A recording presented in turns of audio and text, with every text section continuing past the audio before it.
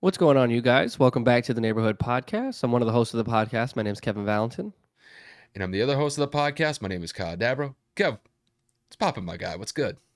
I'm good, man. I'm feeling a whole lot better. Was sick pretty much all of last week. I'm finally coming around. Saw a little bit of football today, as you can see by my shirt. Got a new video game. Gotham Knights came out this past weekend, and as anybody knows, I am a massive superhero fan.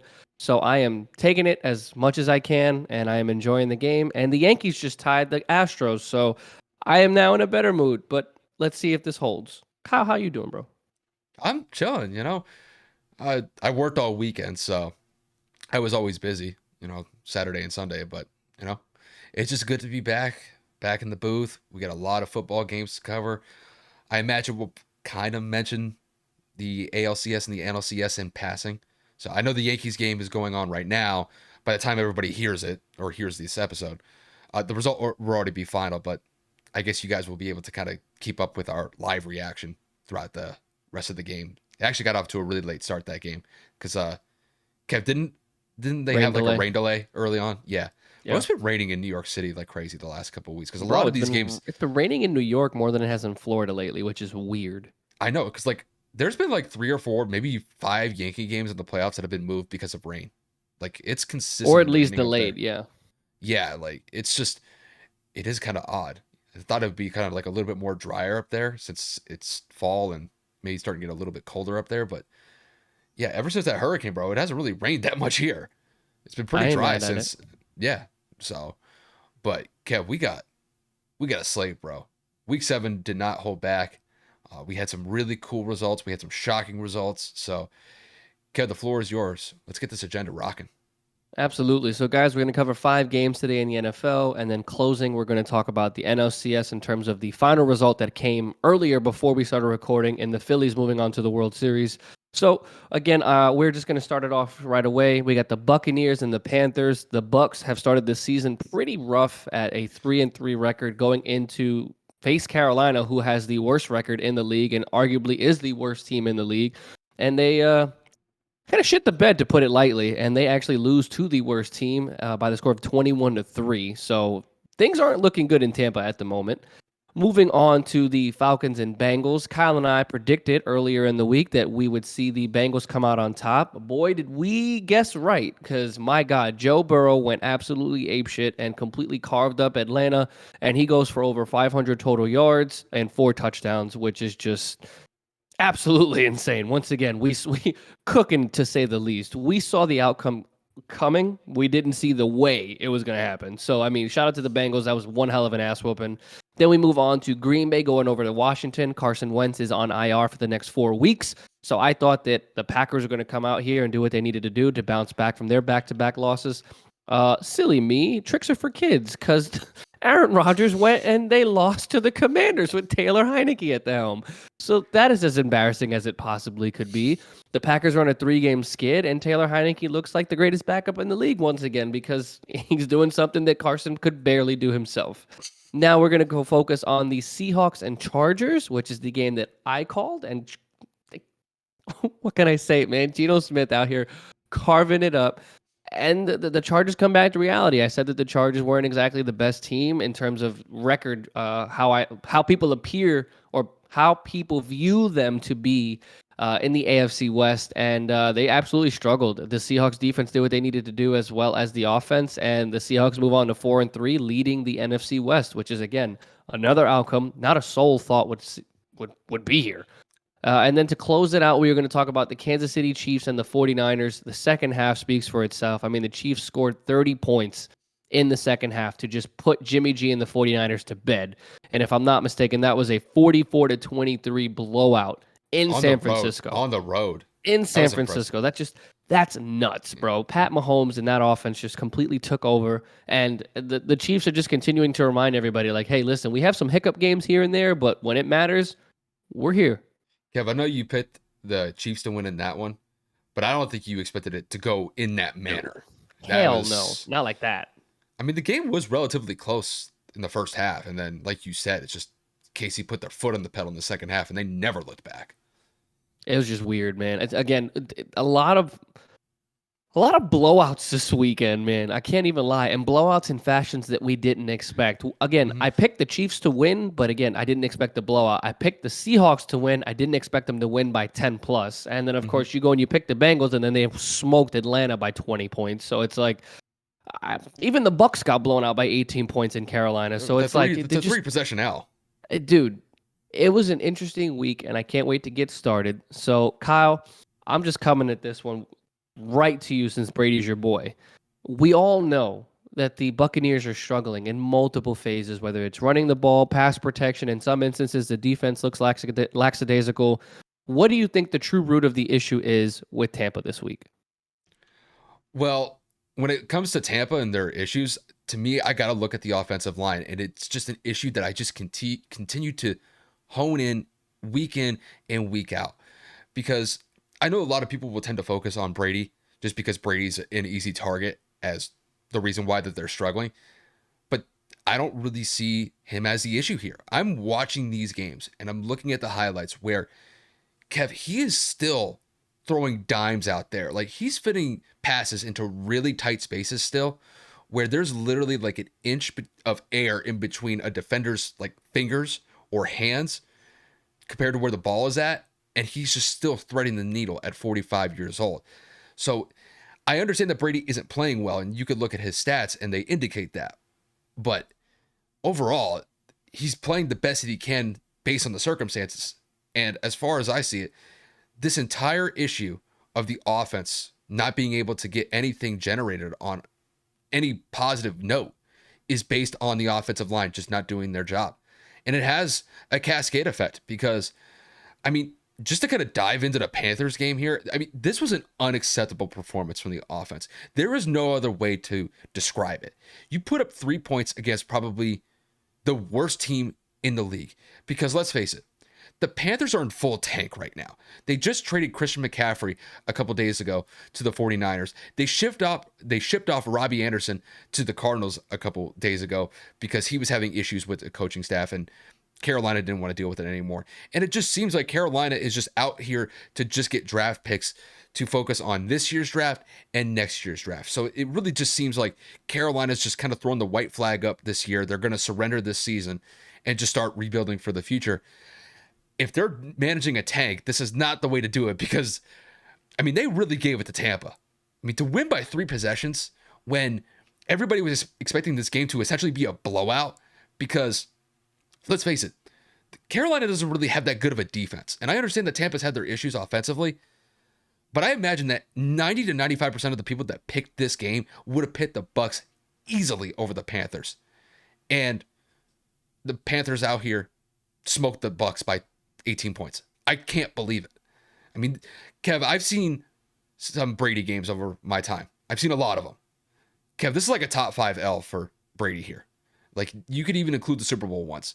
This was one of the most ugliest losses I've ever seen by Brady because they only scored 3 points. And they're playing against a team that, like you said in the opening, might arguably be the worst team in football right now. I mean, Brady lost to PJ Walker today. PJ Walker had a really good game.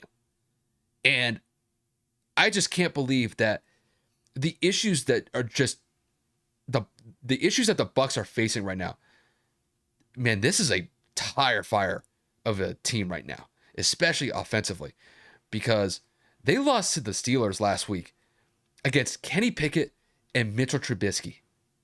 And then they followed up by losing to PJ Walker the week after. These are games that the Bucs should have won by 2+ touchdowns. And they lost to both teams respectively. Man, I know we're only 7 weeks into the season, and I'm not saying that the Bucs season is over and done with and they should just start, preparing for the draft at this point. But they got to fix this offense immediately. Like the Bucs are in legitimate trouble. And I know a lot of people, like I said earlier, are going to focus on Brady and he's not playing well. But it's the offensive line.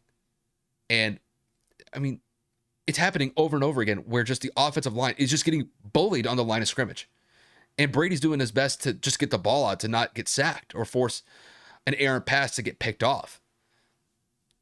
This needs to be resolved immediately because if the Bucs don't get this situated, I mean, they might make the playoffs, but they're going to get smoked in the first round because right now, this doesn't even look like a playoff team. This looks like one of the worst teams in the league right now based on how they're playing offensively. And the defense is the only reason why they're actually competitive in these games. But even after a certain point when the offense isn't moving the ball and scoring points, you're going to give up points on the other side just because you're just going to be so deflated by the fact that the offense can't get it together. They can't put up points on the board. And that's exactly what happened in this game against the Panthers. So there's a lot of issues with the Bucs right now. I think most of it is focused on the offensive line because I really think that's where, you know, games are won and lost. They're won and lost in the trenches. And they're losing the battle in the trenches right now. And it's having basically a domino effect with the rest of the offense because Leonard Fournette is not a factor. Brady's struggling. Brady's not able to connect with his receivers because he's expecting pressure damn near every play. And I don't know how the Bucs are going to be able to fix this unless they get healthy at the offensive line. Because I think Ryan Jensen at this point might save this offensive line because he's going to miss some time. He's still recovering from an injury that he suffered in the preseason. But even then, I'm not 100% sure that the Bucs are going to be able to figure this out. They're in real trouble. And I think at this point, we really need to start lowering our expectations with the Bucs for the rest of the year. I know I kind of carried this out for a lot longer than I originally expected, but no, the Bucs are in trouble. They're in real trouble. I mean, I agree with everything Kyle said, and like he just alluded to as well, there's not really much I can follow up to afterwards. The only thing I'm going to say here is the Buccaneers' big issue for me outside of the offensive line, they're not running the football. They had 46 rushing yards today, averaging 2.9 yards per carry. And for those of you saying, oh, it was a blowout, they progressively gave up a touchdown per quarter on the defensive side. Going into half, it was 7-0 Carolina. There is no reason for Brady to have to throw the ball 49 times in this game. There's no reason why Leonard Fournette only had 8 carries. I'm not understanding. Yes, the offensive line is weakened. Yes, they're not pass protecting very well. That doesn't mean you abandon the run game because that's going to mean Carolina's defense is already going to sit back and wait for Tom to throw the ball. Tom was only sacked one time, but he was hit a couple more times outside of that. And like Kyle said, he was being rushed. He felt the pressure and so on and so forth. So I'm not going to drag it out. But let's give credit to the Carolina Panthers for capitalizing on the Buccaneers' negligence, or should I say maybe even lack of preparation. I don't know what you can really say. PJ Walker goes 16 of 22 for 2 touchdowns. He had a QBR of 74 and a passer rating of 126.5. I'm not saying that he's an MVP or anything like that, but he needs to be given his flowers. This was a great game against a phenomenal opponent. Again, like Kyle said, it's like a fire sale in Carolina. They're looking to get rid of DJ Moore. They're trying to shop Burns. They're obviously just got rid of CMC. There's just so much going on right now, and they really need to be kind of like, credited for this win because I know nobody on earth predicted Carolina to win. So I'll give them, credit where it's due. But yeah, the Bucs 100%, they're in trouble, and if they don't turn this around quickly, Brady might change the comment that he just had this week in the media to say, I'm not going to retire later. I'm going to retire right now. Yeah, Kev, it's just, I mean, look, Brady's my guy, still my number one, favorite player to watch, but I'm just watching these games. What's Tom supposed to do? I mean, really, like, what are you supposed to do when the pass rush that he's going up against is just hellacious and the offensive line is just not protecting him? Now, at the same time, like, I understand that Brady's not necessarily playing well, and he's definitely feeling the pressure even when it's not there. So, there's an element to that as well. But it's getting to the point where, I mean, Kev, like, are they going to even win the division this year? Because, I mean, that's not a guarantee anymore. I mean, going into the season, it was pretty much a surefire guarantee. But, I mean, even against the Falcons a couple weeks ago, they didn't look good. They barely won that game. These wins that they're getting, I mean, a dub is a dub. You take it when you can get it. But they are not impressive wins.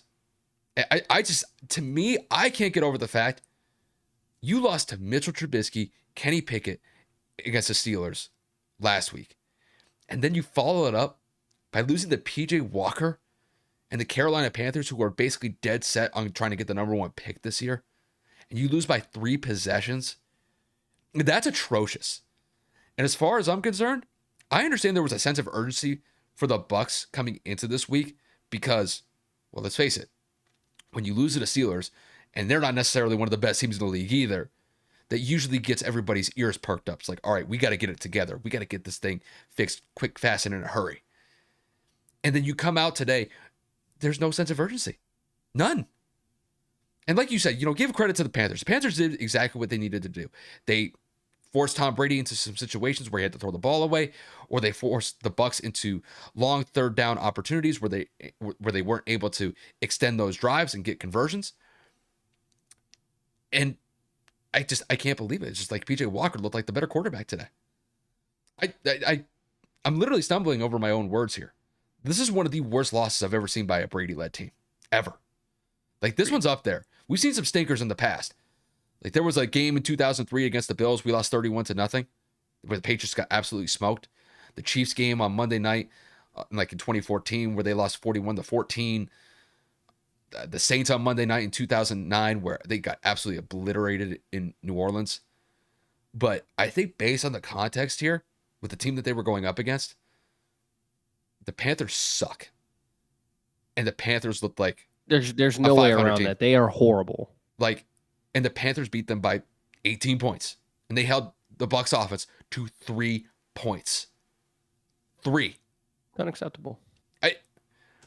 I just don't know how they're going to be able to rectify this. You would think that the urgency would be at a top level, would be like a DEFCON 1 going into this game. And then they basically just came out flat. They couldn't do anything. It just looked like everything with Tampa was like a grind, and not in a good way. It just seems like they have to earn every single yard so tough. It literally just feels like it's an uphill battle for them every single week. And I just don't know how they're going to be able to rectify it soon. I really don't. I know you said a couple times throughout the years, like, or not throughout the years, but throughout the season, where you said like the Colts look like the worst team in the league at some times, just based on that. But when you look at the Bucs today, they are probably the worst performing team in Week 7. Find me another team that played as bad as they did, because I can't find one. Granted, there are some pretty ugly teams out there. I mean, the Lions did not really do themselves any favors against the Cowboys in Week 7. 6 points. But they scored 6 points. Beats 3. So, yeah, I think when it comes to the Bucs, bro, they're in trouble. Like, real trouble. So, and bro, the thing that we have to kind of focus on with them, their bye week isn't until Week 11. Eesh. They got another month of this. So, it was funny because my brother and I were kind of talking when I was at work today. And we were kind of going through their schedule a couple of weeks ago in regards to Tampa. We were saying, oh, when the Bucs play the Steelers, dub. When they play against the Panthers, dub. Like, these were automatic dubs where my brother and I didn't even have to think about it. And neither did I. And I know we kind of, we do this as a podcast. Yeah. We focus on like the analysis and everything, but like when it comes to just picking games, like you pretty much know instantaneously who to go with when you see the matchup. The fact that they lost these 2 games, and these to me were automatic dubs for them, that's a bad look. That's a really bad look. They looked like the worst team in the league today. They really did. And to look like that against the Panthers, it's unacceptable. It's unacceptable. Guys, you got to note how every time, if you've realized, if you're a regular listener, if it's about any of the teams we have remote investment or interest in, normal 5-6 minute segments usually drag out. And this is what we do because we have so much more of a personal, emotional connection with these individual players or teams. So you get used to it, and you get a little bit more of an in-depth analysis from us when it comes to the teams that we have a lot of interest in. So no apologies here for it. They're lucky I'm not dropping, cuss words left and right, because I mean, if I wanted to get really unfiltered, I mean, I could. I'm kind of holding it back and reining it in a little bit because I just don't want it to get like outright emotional. But I think you guys could tell just simply by the tone. And usually I'm kind of a little bit more cooler, flat, little bit more like relaxed. Level-headed. Like, yeah, that's not the case here. The Bucs suck. Like, they look like, bro, they look like the team that they look like the team where the fans used to bring the freaking, what was it? They used to bring the brown paper bags. The brown paper bags they put on their You heads mean back in the day. No, Tampa used to do that too. Tampa back in the 70s and 80s, they did the same thing too. So yeah, they looked bad today. They looked Fucking bad. horrible called strike. Anyway, let's move on to the next couple games. Yeah, so I got this one, so I'll leave this one in for Kev. So we're gonna move on to what was just. There's no other way to say this. That Falcons and Bengals game was an absolute annihilation, and the Bengals just went out on Sunday and just gave it to the Falcons. They won by the score of 35-17. And I know Kev's going to get a little bit giddy on this one because this is his boy Joey B, Mr. Joe Burrow, out here Joseph. getting over 450 yards passing. To be exact, he threw for 481 yards passing, threw 3 tuts, had 20 yards on the ground as well, had a rushing touchdown. So overall, he had a 4 touchdown day. Probably one of the best performances that we've seen from his individual career so far. And granted, it's still a young one. He's only been in the league for a couple years. But not only that, I mean, Tyler Boyd, Jamar Chase, these dudes just balled out. Jamar Chase had 8 catches for 130 yards, 2 tuts. Tyler Boyd had 8 catches for 155 yards, a buck 55 and a tut. Kev, you got to look at some of these yards, like the I'm receptions, looking. like the yards per reception. Bro, Tyler Boyd had 19.4. Jamar Chase had 16.2. D. Higgins had 18.6. These dudes were balling today. So, I mean, granted, the Falcons had a pretty good win over the 49ers in week 6. And then, man, the Bengals just looked like this was just a run over game for them. Like, they just bowled over the Falcons in this one. So, Kevin, to kick this one to you, what were your thoughts about the Bengals just smashing the Falcons in week 7? And do you think that Joe Burrow can continue the success going into the next couple weeks? So, I mean, just to answer one of those questions, I think Joe Burrow has the potential. We all saw what he was capable of last season, even though he had one of the worst offensive lines in the league. Now, when you give Joe Burrow just a little bit of time, when you give Joe Burrow the weapons and give the wide receivers spacing and Joe Mixon room to run, the sky's the limit for this team. I mean, you can see literally T. Higgins was 7 yards away from 3 receivers having over 100 yards in a game. Kyle already went through the stats. Boyd, Jamar, and Higgins absolutely carved it up. Obviously, Joe Burrow just torched them. And I'll give you guys a stat. That's the same stat I gave Kyle that we both were in awe. There have only been 2 instances of a quarterback having over 500 total yards and 4 touchdowns in a game, and that's Joe Burrow. Joe Burrow is the only quarterback in history to have 500 yards twice with 4 total touchdowns. Unheard of. But the fact that he's the only person on the list twice says what needs to be said.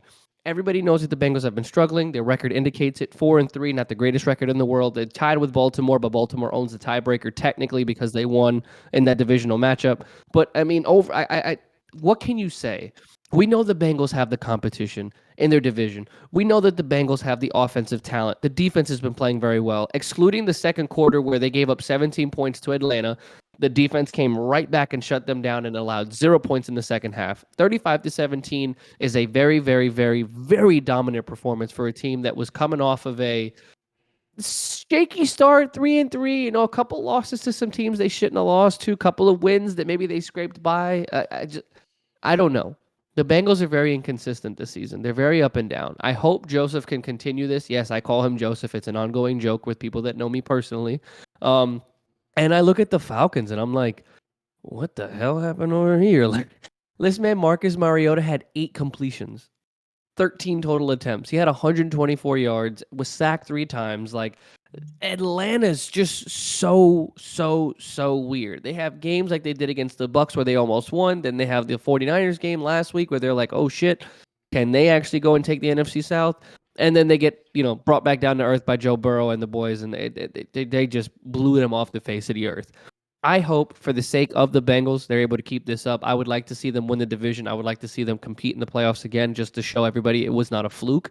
But at the same time, I understand that because of the offensive line and defensive inconsistencies in certain instances, it could easily become unraveled. Happy that the Bengals won. They absolutely dominated in all phases. And, Atlanta goes back to the drawing board, and they're tied with Tampa for first place in the NFC South at 3-4.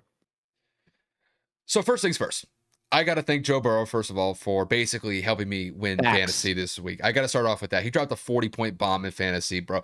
I appreciate that, my guy. That's first things first. I got to get that out of the way.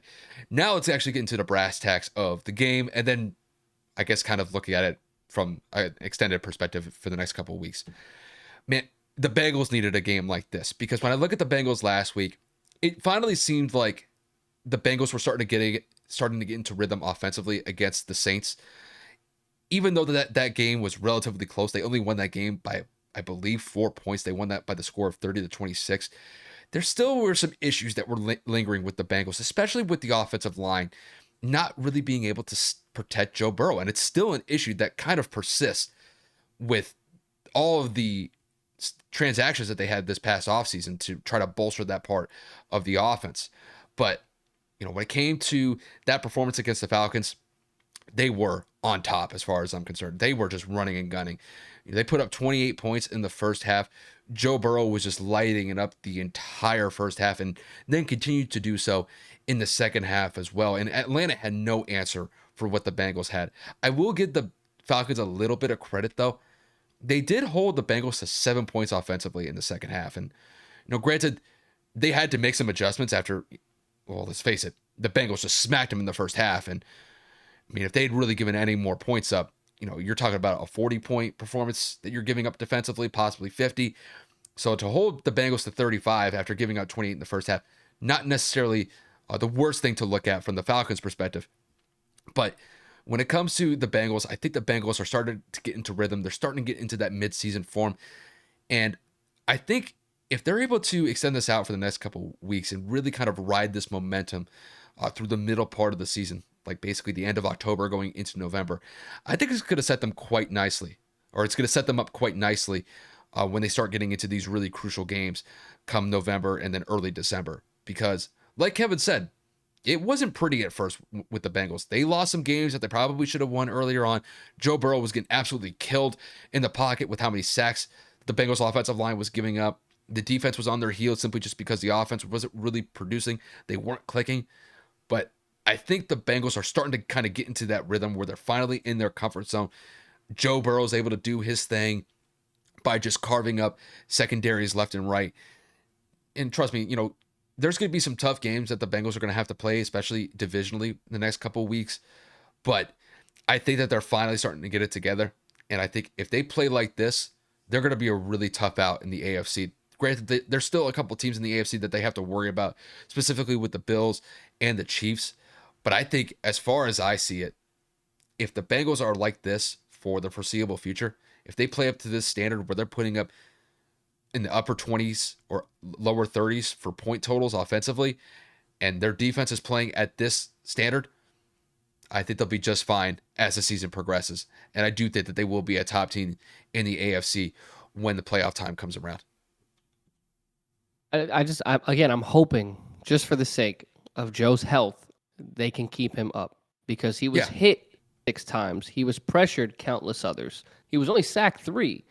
But we've said it a multitude of times. If this continues, if this persists, Joe Burrow will not make it a full NFL career with like 8-10 years because this is just a beating week in and week out. And we can see when he's given just a smidge of time, this is what he can produce. You draft him number 1 overall out of LSU for this particular reason. They spent all the money in the world on 3 offensive linemen to rebuild what they had last season.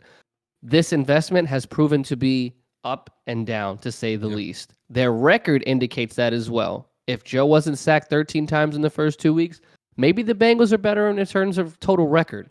But overall, I hope that he can stay healthy. I hope that the Bengals can continue. Like I said, I think that they can make some noise in the playoffs because this offense is that dominant.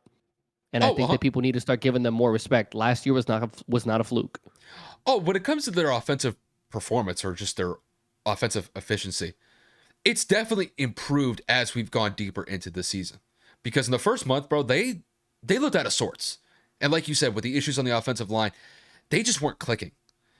But I think when it comes to their offensive line, and then the one thing, Kev, I think the one thing that we may have missed a little bit is the chemistry aspect with the offensive linemen. You had mentioned it before. it's not just, you're bringing all this talent into the offensive line to bolster it up. And don't get me wrong, like they have the pieces to be able to do that, but we have to kind of factor in that it takes a couple games. It might take a couple weeks to be able to get to a point where the offensive line, I'm talking about the specific individual linemen, aren't Right. comfortable with calling out, hey, this guy, you got to watch out for this guy. Hey, we got to get this guy over here, or just kind of like keep an eye on him. Like, as long as the communication is fluid on the offensive line, that definitely helps. The communication aspect is key because then you know who to pick up and who's responsible for who.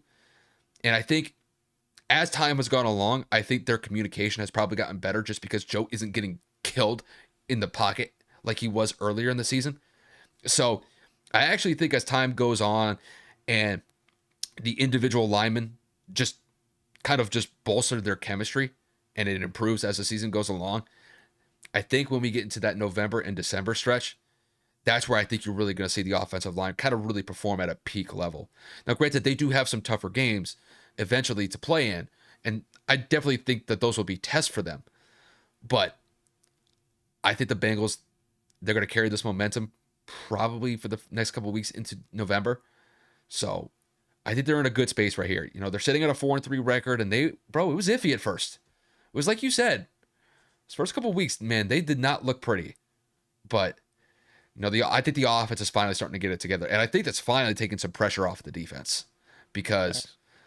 you know you look at the last two games, they're putting up basically 30 points plus. So it's not like the Bengals defense is out there constantly, and you could even look at the time of possession against the Falcons today. The Bengals won it. You know, did it? I think they possessed the ball for about 33 minutes, 34 minutes. So they're at least winning that battle, and I think one thing that we have to focus on is that they're extending drives. It means they're converting third downs. They're putting themselves in positions to be able to not only score field goals, but to get touchdowns. And today was all touchdowns. And that was the thing. It's just Joe Burrow, man. It just killed it. Absolutely killed it today. So I got to give the kid a lot of credit. I know he's had kind of an up and down year just on how many times he's getting sacked back there. But, bro, he put up 480 yards passing, 4 overall touchdowns. I got to clap it up for the guy. Definitely deserved. And gave me points in fantasy. I think that's the most important aspect to hit. Critical. Absolutely. So, with that said, we're going to transition to our next game. And just to kind of like focus on some of the surprising results that we saw from week 7, we got another one right here for you guys. The Washington Commanders at home beat the Green Bay Packers by the score of 23-21. This game really was a tale of two halves because it seemed like to me the Packers were off to a really good start. I believe they were up like 14-0 at one point, or maybe I'm just reading the numbers wrong. But at one point, the Packers were leading at halftime. But I got to give credit to where credit is due. Commanders made some great second half adjustments, and man, they really kind of put a number on the Packers in the second half, beating them by the score of 13-7 in the third and fourth quarter combined, and end up getting a dub by 2 points. Kev, we're looking at the Packers. They've lost 3 straight games. I know that there's been some issues when it comes to the chemistry issues between Aaron Rodgers and the receivers, but now it's getting to the point where there's legitimate concern for the Packers at this point. Sitting at a 3-4 record, they're under 500, and it really kind of seems like the Vikings are running away with the NFC North at this point in time. So, Kevin, to kick this one to you, when it comes to the Packers, how concerned are you knowing that they've lost 3 straight games and have a sub 500 record 7 weeks into the year? This is immediate panic now. This is immediate, holy shit, what's happening? You lost to the Giants in London, you lose to the Jets, and now you lose to the backup quarterback of the Commanders, who, by the way, are on a 2-game winning streak, which played the Bears, not really competitive. And then you go and you beat the Packers. This says a lot about, this team turning it around. And by turning around, I'm talking about the Commanders side. But from a Green Bay perspective, what the hell's happening? This is just a complete embarrassment. And if you're looking at the scores, obviously you know for a fact that the Packers went out and they lost to the Commanders this week, 23-21. You lose to the Jets at home 27-10. You lose in London to the Giants 27-22. And it just looks like low key, maybe the offensive line isn't keeping Aaron Rodgers protected. I know he was only sacked once, but Aaron Rodgers had 2 fumbles today. I know that he fumbled against the Giants, he fumbled against the Jets. Like, it looks like he just isn't able to protect the football in critical moments. And I'm looking at Matt LaFleur and how they coach this offense. How is it that Aaron Jones and A.J. Dillon only had 12 carries? In the first half, the score was 14-10 Packers going into halftime. How do you just abandon the run game completely? In what world where you're up do you not want to continue to run the football and keep the ball away from the other team? The Packers didn't even score in the third quarter. Washington capitalizes and scores 10 unanswered points, and the Packers scrummage up 7 points late in the fourth quarter to try to make this competitive. And look what happened. They end up falling and they lose to a very bad Washington Commanders team. I'm not understanding how Aaron Rodgers is doing what he's doing or keeping this team afloat, or should I say even relevant, because outside of the Jets game, they've been in pretty much every game. But Kyle has already alluded to it. Aaron Jones is the leading receiver of this team with 9 catches, 10 targets. That's their running back. He has no faith in this receiving core outside of Allen Lazard. Sammy Watkins been hurt, Robert Tunyon's been inconsistent, and so on and so forth. This is the epitome of, I have no weapons, we're not running the football. The defense has been playing fine because obviously they hit Taylor Heineke 9 times. That is ridiculous. And granted, he was only sacked once, but he had a QBR of 40. That's horrible. It's not that the defense isn't competing. It's not that the defense isn't putting them in positions. They're not capitalizing late in game. Aaron Rodgers has turned the ball over late in game a couple of different times, and it just looks like the coaching staff is a little lost here. Just because you lose Devontae Adams should not mean that you regress this much. You don't go 13-4 last year to 3-4 this year, 7 weeks in, and say, yeah, fine. No. The Green Bay Packers have way more talent on this roster, way more talent than the Commanders do, in my personal opinion. And they just weren't able to stop the run either. That was the one part of the defense that I have to say that they were unable to stop. They had 166 yards on the ground. And again, I keep saying they, and I just went back and forth between two different teams. But the Commanders had 166 yards on the ground. They were able to keep the ball away from Green Bay, continue to drain the clock, and move it throughout the game. So overall, shout out to the Commanders. Once again, another team that nobody predicted to win. They get a dub on the road, at home without their starting quarterback, and the Packers fall to 3-4. It's unbelievable. I think there's some legitimate concerns with the Packers at this point. And, before I go into the whole Packers diatribe here, like I said, or like you said, I should say, got to give a lot of respect to the Commanders. I don't think a lot of people were expecting the Commanders to get this dub, despite the fact that they were playing a backup quarterback in Taylor Heineke, but they did what they were supposed to do. And like you said, the Commanders have won 2 straight games. They don't look like an absolute tire fire like they looked a couple of weeks ago when I know Carson's your boy, Carson was kind of not doing his thing. But I will say that the Commanders have stabilized, and I got to give them respect for that. But, put the Commanders to the side here. Let's talk about the Packers for a second. The one thing that really confuses me about the Packers is they actually usually start off pretty decently, but in the second half particularly, they struggle. And we could look back to the Giants game a couple of weeks ago in London. We could look back to the Commanders game that took place this past Sunday. And it's just they can't get into a rhythm in the second half. And I look at it as a specific point. They can't extend drives. They can't convert on third down. When I look at the third down efficiency rating when it comes to the Packers against the Commanders, they were 0-6 in that game. 0-6. You got to start somewhere when it comes to extending drives, and converting on third down is absolutely crucial. If you're not able to do that, you got to punt it back to the opposing team, and it puts your defense in a bind because it puts them on their heels. In some cases, they might be working with a limited field to cover, so the opposing team has more room to work with as far as being able to move not as far down the field to score points. And I just think that when it comes to the chemistry issues with the Packers specifically, this is a key point of emphasis here. A lot of younger receivers that Aaron Rodgers is not really accustomed to. And, like you said, Kevin, Devontae Adams is no longer there. It's just, I can't believe that the Packers offense has regressed to this point where they're just not scoring consistently. Granted, they did score 21 points, but it's like there's a lot of room for improvement here. There's a lot of room left to be desired when it comes to the Packers. And I understand that, there's turnover every year that a team has to go through, and the Packers are no exception. But man, in some of these games, they've been really close in these games. And some of these games, they could be dictated just by a few plays here and there. If they go in the Packers' favor, they might win some of these games. And in these three losses that they've had in a row, you could look back to just some individual plays. Like if we have this one, it could change the entire complexion of the game and could end up being in a positive result as far as winning a game when it comes to the Packers. But, when it comes to the Packers, man, they're going to be lucky to make the playoffs this year. Because when I look at the Vikings right now, the Vikings are head and shoulders above them. Not only just, I think, as a overall team, but in the standings. So they got a lot of catch up here because, we're about halfway through the season. We got a couple weeks before we hit the midway point. So I'm not saying like it's to the point where their season is over and they need to start focusing on the draft yet. They got time to fix this. But when it comes to the offense, I think it's the primary area of concern just because I know Aaron Rodgers is one of the best quarterbacks that we've seen in NFL history, but he can only do so much. And if guys aren't running their routes properly, or if Aaron Rodgers is getting pressured, doesn't have the time to be able to execute plays to move that offense forward, the team's going to struggle. And so far this year, it's been a grind for the Packers. It has not come easy. Even in some of their wins, they've been very difficult. So I can even look back to the Bucs game a couple of weeks ago that they had. They barely won that game.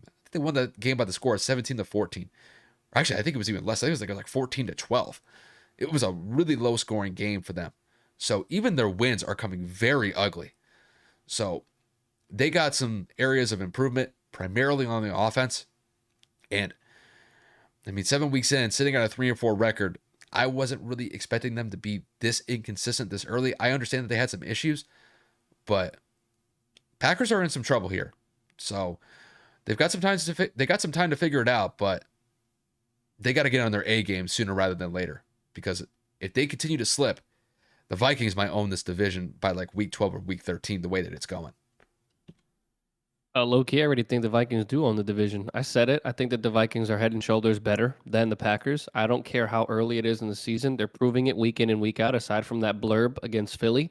Dalvin Cook's playing great. Justin Jefferson's playing really good ever since he had those two back-to-back bad games in Detroit and Philly.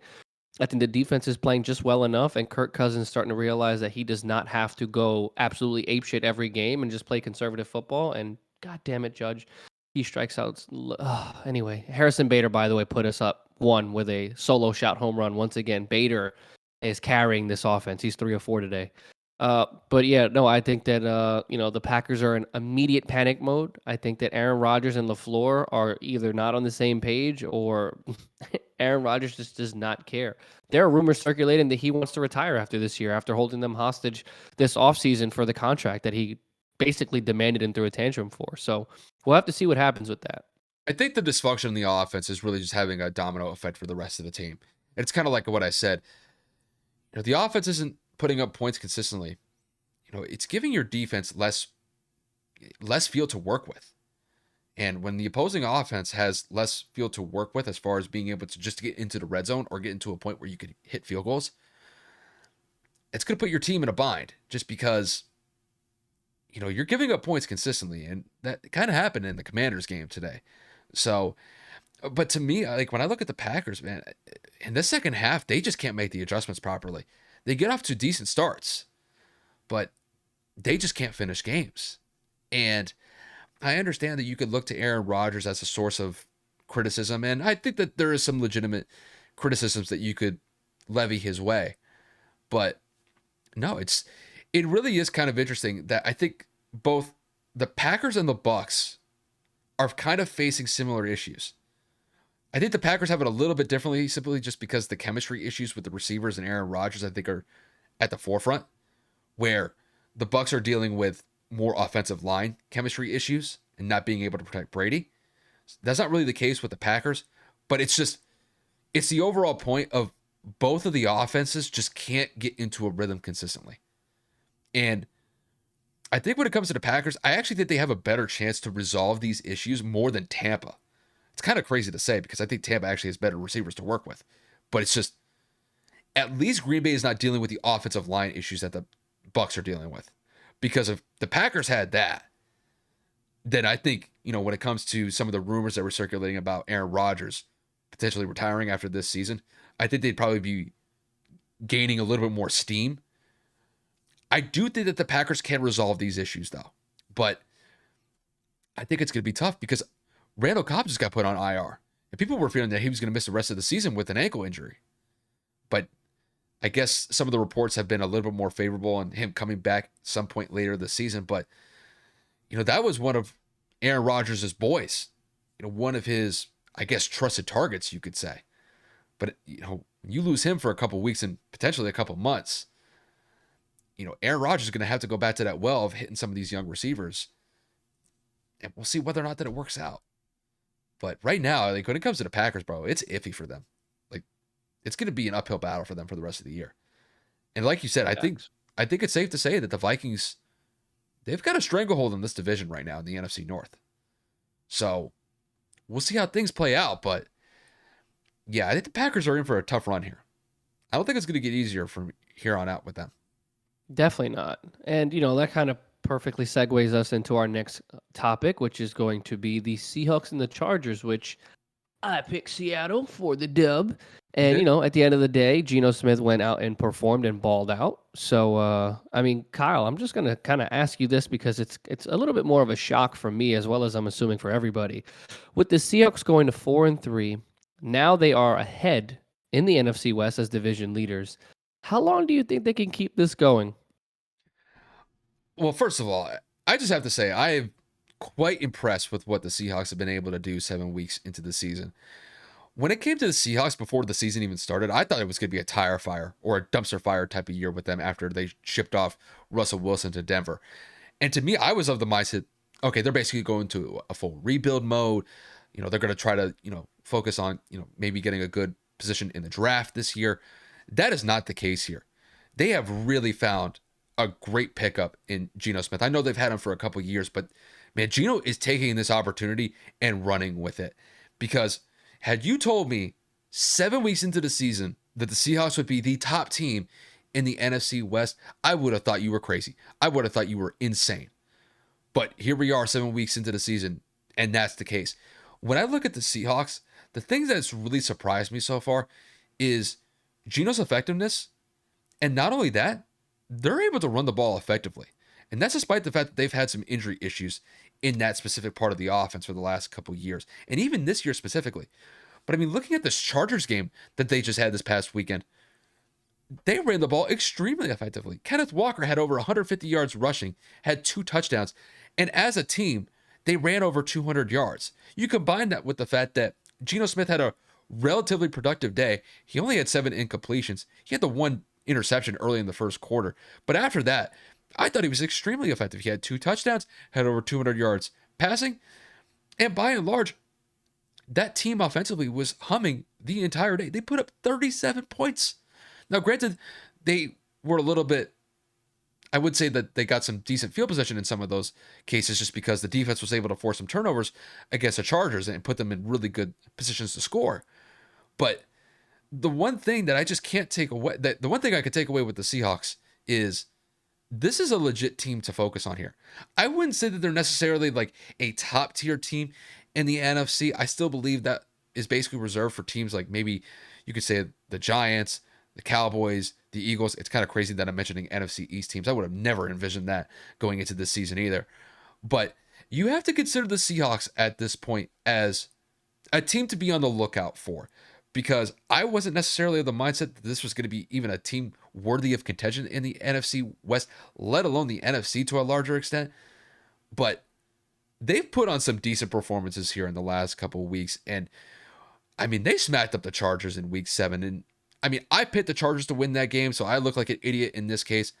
But when it comes to how Geno Smith has played this year, when it comes to how the Seahawks have played for the first 7 weeks, it really has been quite shocking in a positive way.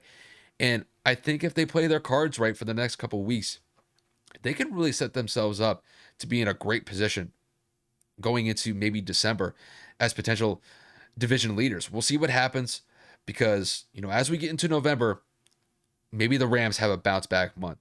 Maybe the Cardinals start to ship up now that they have DeAndre Hopkins back in the fold offensively. we'll see what happens with the 49ers. The 49ers have dropped 2 games in a row. So, the Seahawks are taking advantage of some of these other teams' blunders and some of their mistakes. And the Seahawks are making the most of it. We'll see whether or not that they can maintain it. But I have to say, this has been an incredible team to watch so far, just based off of the fact that I didn't expect it to happen. I really thought the Seahawks were going to be the last place team in the NFC West. They're proving me wrong. And I'm actually kind of glad to be wrong in this case, because when I look at this team, they're playing complementary football, offensively, defensively. They're getting it done. And if they can continue this is a team to be on the lookout for. I'll just kind of leave it at that.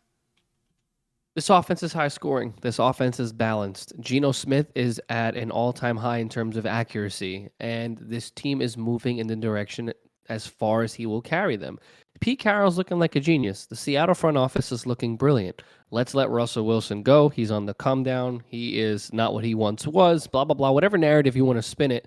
The Broncos are 2-5, and the Seahawks are 4-3.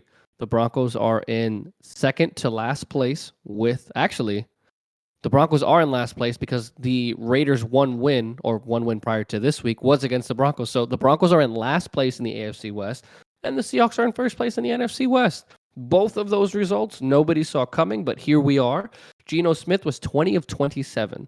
Once again, not doing a lot, but doing enough and doing it effectively. He's doing it efficiently. A passer rating of 105. They ran the ball ridiculously well. DK Metcalf also left this game with an injury, and that's one of his prime targets outside of Tyler Lockett. And they still won this game by 14 points in LA. So I'm just going to give all the credit in the world. Seattle looks good. I did pick them. I didn't expect them to win like this, but I mean, a win's a win no matter how you go about doing it. And then you go and you look at the Chargers. I'm going to say one thing, and it's the same thing I said last week. This Chargers team is one of the, if not the biggest letdown of the season. You go and you acquire half of the league's best defense, and I'm obviously exaggerating. You go and get Khalil Mack, you get J.C. Jackson, you go and you obviously re-sign Mike Williams, and Justin Herbert looks to be taking that next step. Austin Eckler's obviously going to be fully healthy. And this is what you put out? Another game where Justin Herbert has to throw the ball 50 times. Then you go and you look at Austin Eckler, you only had 15 total rushes as a team.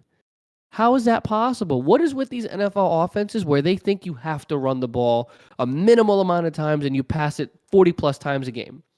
We've seen it 100 fucking times. It's so frustrating to watch these, I have to say, beautiful constructed offenses, because when Herbert's on, it's beautiful. When Patrick's on, it's awesome. When Josh Allen is on, it's amazing. That doesn't mean you need to throw the ball 50 plus times. This game I can't even say it was within reach, because at the end of the day, Seattle started off 17-0 in terms of the score being 17-0 in the first quarter, and then they kind of continued to pile it on. But Justin Herbert normally is always having to pass first. I don't understand why. And then you go and you have Austin Eckler, your running back, leading the way with 12 catches. Like, how?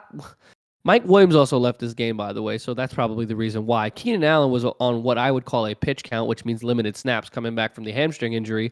And this team just looks completely out of whack. J.C. Jackson's been getting torched. He leaves the game with an injury as well. Obviously, Joey's out for the season in terms of Joey Bosa. Khalil Mack's getting triple teamed because his partner in crime on the opposite side is out for the year. The Chargers just have that unluck, or that bad luck. Brandon Staley does not look like a good head coach. He does not look very competent. They barely won the game on Monday night last week. I think that he is definitely on the hot seat, and I think that this offense is 100% one-dimensional. Pass, pass, pass, the occasional run.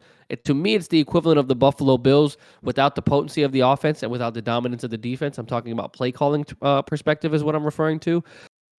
Man, the Chargers look horrible. The Chargers look really bad. The Seahawks actually made them pay for a couple mistakes that they had made. And kudos to the Seahawks, man. They really, really looked really good. I think they kind of focus on the Chargers here for a second. Man, they're lucky they're getting a bye week next week, because I think they really need it.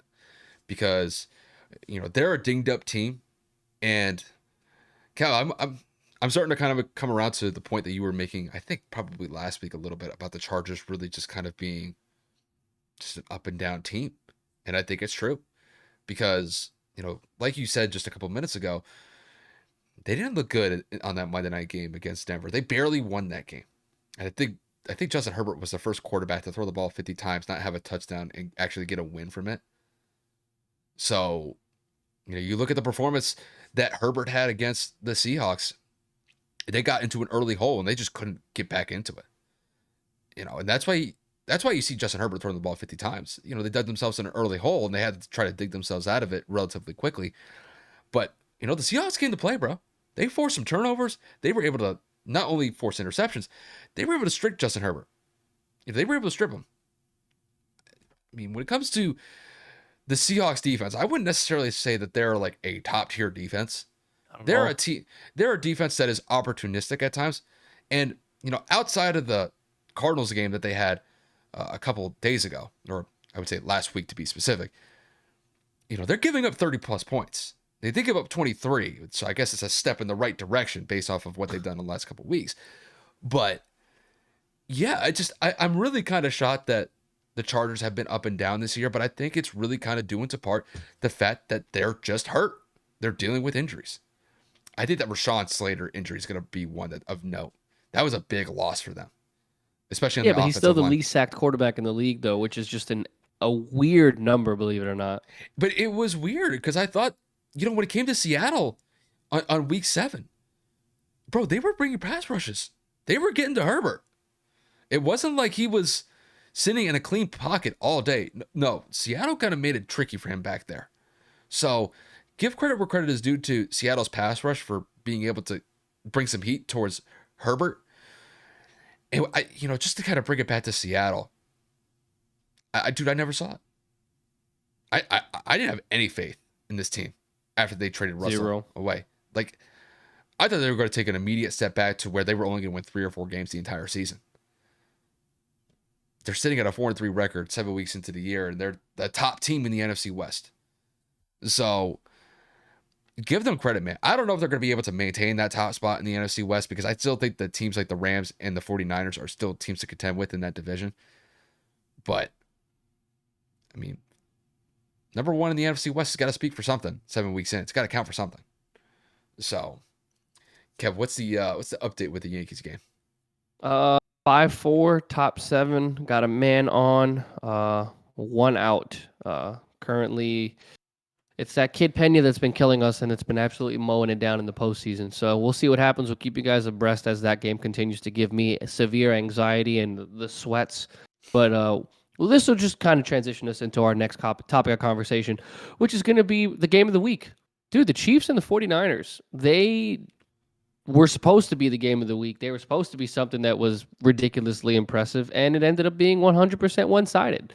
Now, when you look at the box score, Jimmy Garoppolo didn't necessarily have the worst game of his life, but, one key mistake ended up turning this around in a negative fashion. So we'll just, without further ado, Kyle, Chiefs go out and they blow the 49ers out at home 44-23.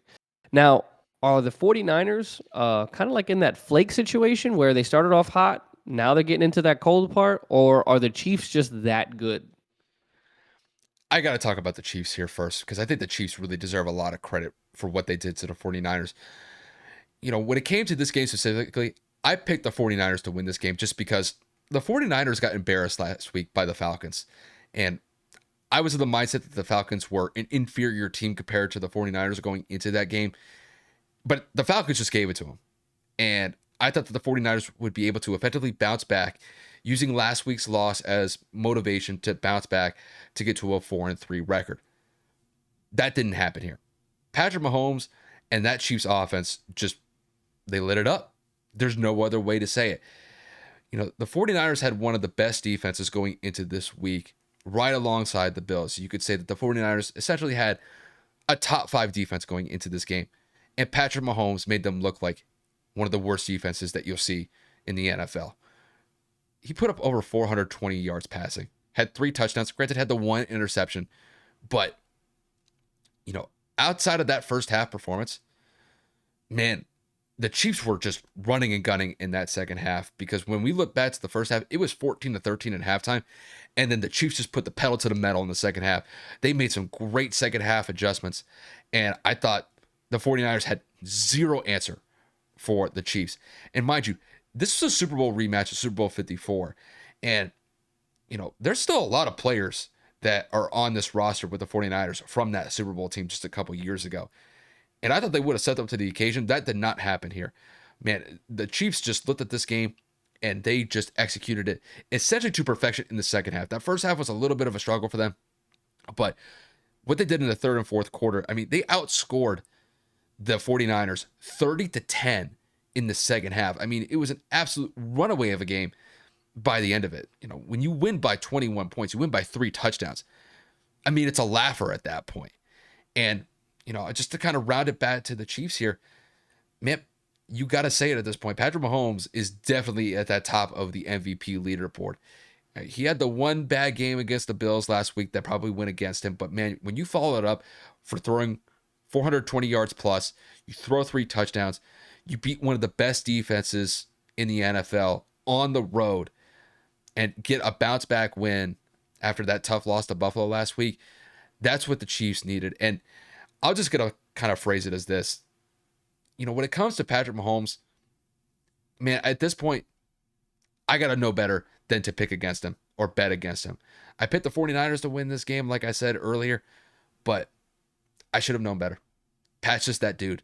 And when it comes to Patrick Mahomes versus Jimmy Garoppolo, it's a night and day difference. I thought that the 49ers defense would have gave them a little bit of a challenge, but they got ran through. There's no other way to put it. I mean, the Chiefs are sitting at a 5-2 record. They're at the top of the AFC West. They really look like a team, and despite the fact that they lost Tyreek Hill this past offseason and Demarcus Robinson as well, they just continue to hum on all cylinders. You know, when it comes to the targets, Juju had a great day. I thought Marcus Valdes-Scantling had a solid day. Travis Kelce was effective as well. And man, just when it comes to the Chiefs, they just know how to do it. And they just continue to just run right through these teams by putting up at least 30 to 35 points. And in this case, they put up almost 45. So to do that against one of the best teams, or I guess one of the best defenses in the league, to be more specific, good on KC. They definitely deserve that win. And as far as the 49ers, they're going to have to go back to the drawing board. Losing 2 straight games. You know, this one I could kind of give them a pass for because, you know, you lose to Patrick. It's not necessarily the worst thing to be ashamed about. But, you know, a couple of weeks ago, we were sitting thinking that the 49ers were really going to go on a big stretch here because Jimmy G, that offense with the 49ers, they were humming on all cylinders, but they've kind of come back down to earth.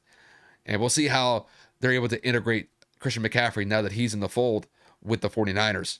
But yeah, they're definitely going to have to go back to the drawing board after this one because sitting at a 3-4 record 7 weeks into the season, it's not a good look on their part. But I'm just super impressed with what KC has done. You know, they've had some turnover this past offseason, but they didn't let it affect them. They're flying on all cylinders, and Kev, they look like a team to beat, or they look like the team to beat, I should say. The Chiefs, what can you say, man? They have a hiccup game against the Colts. They have a very tough loss against the Bills. You go into this game probably frustrated. You go into this game and you say, you know what? I need people to stop talking about Buffalo like they are better than us. It came down to a mistake that Pat made late in the game, just like he did against the Colts. One mistake, one bad throw. And the Chiefs are still they're still that team, man. I'm not saying they're the best team in the league by any means, but I mean, they're definitely top 3 for a reason. Patrick Mahomes is leading the MVP conversation, and it's not close. But let me pivot over here to the 49ers. For those of you that continue to say that Jimmy is bad, Jimmy Garoppolo was sacked 5 times. Jimmy Garoppolo also had 300 yards in the air. Jimmy Garoppolo also had 2 touchdown passes. So once again, you know, I understand that he is not the flashiest of players. I understand that he is not the greatest.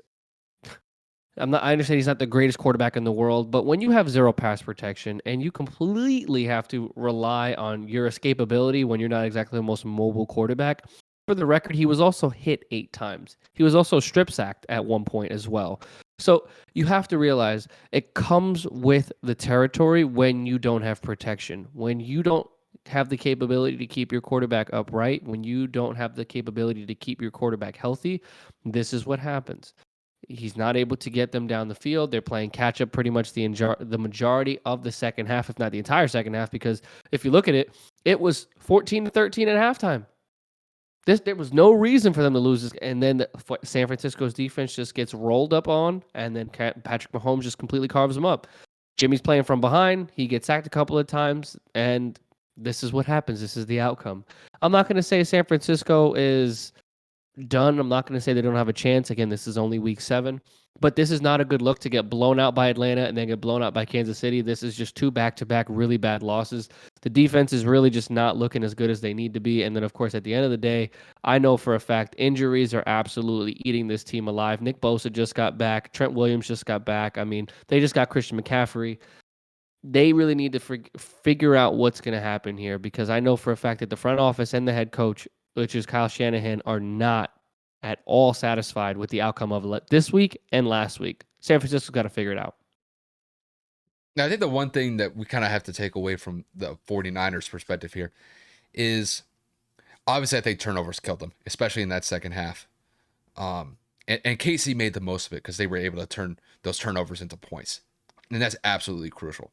So KC does a really good job of being able to force the team that they're going up against into mistakes, and then KC just absolutely annihilating them in that regard. And also, I think when it comes to 49ers, they got to clean up their game a little bit. They had 10 penalties in this game. So there's definitely some mental mistakes that they made against the Chiefs. And, maybe it's just, the Chiefs just have that effect on teams that are going up against them. Just because, look, you're going up against a high-flying offense with Patrick Mahomes leading the way. You can't make mistakes. And in this case, the 49ers made a boatload of mistakes, not only with turning the ball over, but, hurting themselves with penalties. So, and that was despite the fact that I thought the 49ers, by and large, they were pretty good on offense with converting third downs. They were 8 of 14. So, it's just, what are you going to do? What are you going to do? What's wrong? Gave up the lead 6-5. Oh, well. I don't know why you're surprised. It's ridiculous, man. I just can't deal with this shit anymore. I need this game to end. I need us to lose. I need us to get swept so they can clean house. I'm not dealing with this shit anymore. I can't do it anymore. I just can't. But anyway, 49ers obviously kind of let us down. Thought it'd be a little bit more competitive here. Late game turnovers, like Kyle said, didn't help them. But, big shout out to Kansas City for just once again showing that they are one of the best offenses in the game for a reason. So that's going to wrap it up for football. The Colts lost. Don't really give a shit about that. Kind of called that one. Kind of mad about that one as well, but I'll let that go. I already have enough stress going on with the damn Yankees. And then we're going to kind of slide this into the other end of baseball. The Philadelphia Phillies move on to the World Series for the first time since 2009. They went through the most unlikely gauntlet in the playoffs. They were the wild card team. They were also the last team to make it. They go and they beat the Cardinals 2 in a row. They beat the Braves, they're the defending World Series champions. They go and they beat a hot upcoming Padres team, and now they advance to the championship here. And it's going to be Houston. So for the love of Christ and all things that are Philadelphia and everything that I love about my in-laws, my girlfriend and her family, and just being in Philly, let the energy of that magical place just carry them to a World Series championship, because I can't have Houston going and winning another one. But Kyle, I'm just going to swing this over to you. We don't talk about a lot of baseball here, but I mean, like I just said, the Phillies had an improbable run to go and make it to the World Series. What surprised you most about this team? I think it was just the fact that they were just resilient. It was kind of like you said in just the lead up. I mean, they really had an improbable run coming into this postseason, but they didn't let that stop them. And Kev, there's one thing I got to focus on with the Phillies is look back to, I think it was game 3 in particular. They were down 4-0 in that first inning where the Padres, they just blew the doors off of them. And then the Phillies come back and they basically put up 3 to 4 runs of their own and knock out the Padres starting pitcher. I forget who was starting for the Padres pitcher in Was it that you, game Darvish? 3. No, it was guy who had like really long flowing hair. Looked like a beach bum. I forget the guy's name, but that's the thing. When it comes to the Phillies that I could look at, especially against the Padres.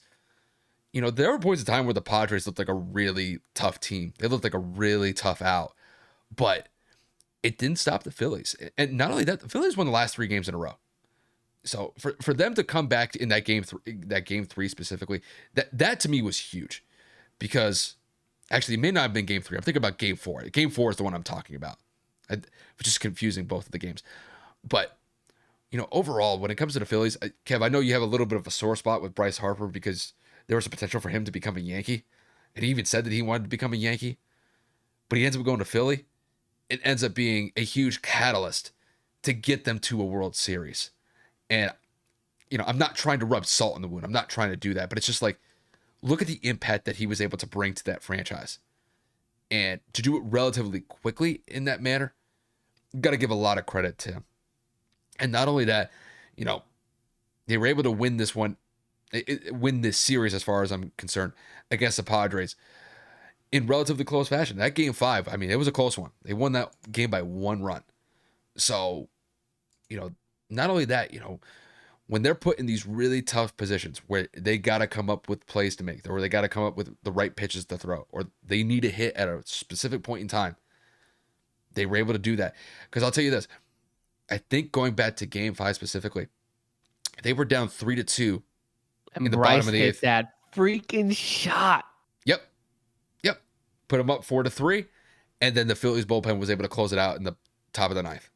So, when I look at the Phillies, I don't think a lot of people even expected them to be here at this point. Because Kev, we could kind of look back to kind of our predictions going into the playoffs I as a saw them whole. losing first round. I saw the Cardinals for sure winning with the combination of it being Pujols' last year, the way that they ended the season. I definitely thought the Phillies were losing. Yeah, and to me, I didn't think that any team was going to be able to slow down the Dodgers. The Dodgers won over 110 games this year.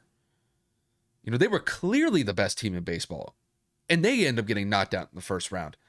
So, I mean, at that point, it's just the entire NL, as far as I see it, was just completely flipped on its head. And hey, the Phillies rode the wave, and hey, sometimes all it takes is just to get hot at the right time to get you to this point. And the Phillies have made the most of it. Now, we'll see whether or not that they could carry it into the World Series, where they're going to more than likely play the Astros. Because when I look at the Astros at this point, it's either one or two ways with the Astros pitching. They're either making the Yankees hitters look like awful baseball players, or the Yankees are doing it to themselves. And we need to see what happens when the Phillies go up against Houston's pitching staff. Because if Houston looks like anything that they're doing against New York right now, Houston's going to walk away with this series probably in 5 games.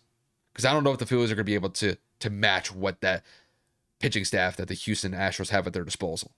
So this is going to be a really tough challenge for the Phillies, because more than likely they are going to play the Astros. But man, I got to give them a lot of credit. They, like you said, not a lot of people expected them to even be here at this point. And the fact that they rode this momentum all the way to the World Series, good on them, bro. Like, really good on them. I can't really touch on anything else, man. I mean, the fact that Bryce Harper hit that shot in the 8th inning, where the chips were down and they needed him the most, and he showed up, carried them to the postseason, carried them all the way through the playoffs. Obviously, they had a combination of a select few hitters that they had rolling for them. Just to kind of name a few.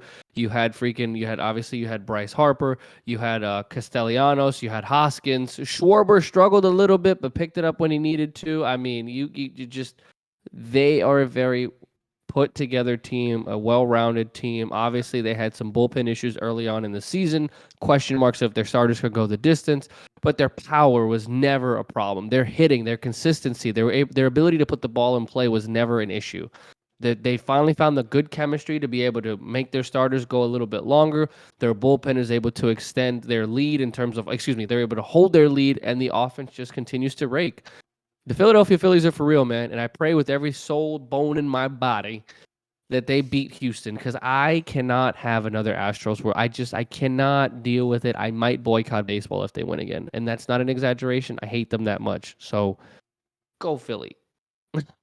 Go Philly. Yay, sports. Go. Yay, sports, pretty much. And shout out to my boy Brian, a big Phillies fan, was watching it at a bar downtown in Philadelphia. He was running through the city like everybody else. So, I mean, kudos to you, big guy. Philly everything, a guy that I met, believe it or not, playing Call of Duty. And we ended up getting really close with a big group of guys.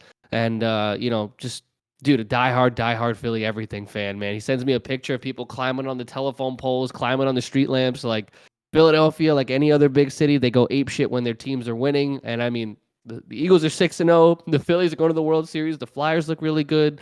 Dude, Philadelphia low key might be like on some shit this year. They might be on some like, oh my god, we about to win it all and everything this Except kind for of the year. You know what I'm Sixers. saying? The Sixers are off to an 0-3 start though. Nobody cares about the Sixers. They got James Harden. I'm sorry. The Poop. hate is real. The hate is real, isn't it? It's not hate. I just dislike him very much. You know, it is what it is. He took a pay cut, bro. Good for him. They still losing. Anyway, um, Kyle, that about wraps it up agenda wise. It's about 11:30 here. It's bottom of the seventh. The Yanks are up. It's 6-5 Houston. Obviously, by the time you guys hear this, there will be an outcome. Either I will be awake in the morning or I will not due to my over anxiety and stress. It is what it is. You know, like the Yankees, I say it every single season. They are just going to break my heart. And, you know, I don't lie. So here we are yet again. But Kyle, that's all I got for you, man. That's all I got for the episode. I think I'm checked out. I think my heart is broken. Take us home. I mean, yeah. I mean, okay. That makes it my job easy. So no, I like Kevin said, I mean, you guys will know the result of the Yankees game by the time that this drops in the morning anyway. So, um, like Kevin says every year, they know a way to break his heart every single year. So the last time they didn't was in 2009, but it's been a minute, huh? It's been a minute. Yeah, a little bit. A little bit. But I'll leave the. I think I've done enough damage to Kevin already with the amount of things I said about the Yankees already. So with that said, once again, thank you guys for tuning in. Whether you guys were listening to us on the audio platforms like Spotify, Apple Podcasts, or if you were watching us on YouTube, we definitely appreciate the support. Just to kind of keep an eye out for what we're coming out with later in the week, we will have our updated power rankings in the NFL after the Monday night game between the Patriots and the Bears goes final. So more than likely, you guys will probably get that on Tuesday. Kevin and I are coming up with some. We're going to try to come up with some other segments that we'll kind of post throughout the week just to kind of cover the gaps in between our episodes. We'll definitely have some more content as far as what we're going to see from the NBA, just because the NBA is starting to ramp up. We're finally in the regular season and we're already kind of running with the NBA content. So definitely expect an uptick when it comes to our overall NBA content that you guys see. And then, pretty much by the end of the week, we'll have another episode for you guys. We'll kind of focus on some of the NBA storylines at the time. More than likely, we'll probably have a World Series match already set up and probably ongoing by the time that we do another episode. So we may kind of dive into that a little bit. And then we'll have the Week 8 slate for the NFL. So we haven't looked at really any of the games for Week 8 yet. We'll kind of focus on that, as we get closer to next weekend. But overall, what we saw in Week 7 was really impressive. We kind of hope that the same continues going into Week 8. And, with that said, I think that's pretty much what you guys are going to expect from us for the rest of the week. So definitely stay tuned for whatever we release throughout the week. But with that said, you guys, once again, I'll just kind of reiterate what I said earlier. Just appreciate you guys tuning in. I know Kev feels the exact same way. And we will see you guys later this week.